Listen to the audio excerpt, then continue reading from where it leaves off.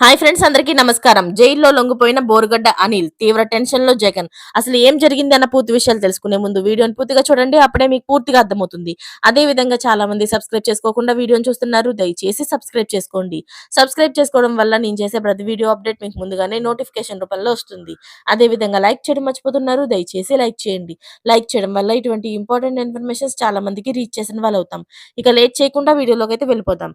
రాజమహేంద్రవరం కేంద్రంగా కారాగారంలో rowdy sheeter Borugadda Anil లొంగిపోయాడు. మంగళవారం సాయంత్రంతో ఆయన మధ్యంతర బెయిల్ గడువు ముగిసింది. దీంతో జైల్లో లొంగిపోయాడు. తెదేపాదేతలు దూషించిన కేసులో ఆయన నిందితుడిగా ఉన్నాడు.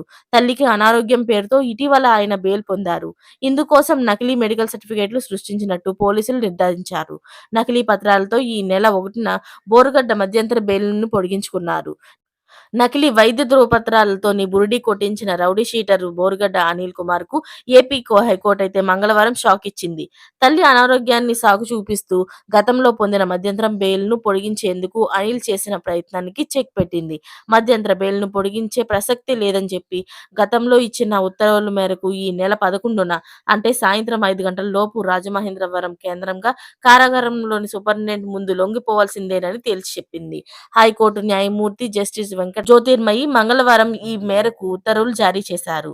ఈ మేరకు బోరిగడ్డ అనిల్ బుధవారం రాజమహేంద్రవరం సెంట్రల్ జైల్లో లొంగిపోయారు.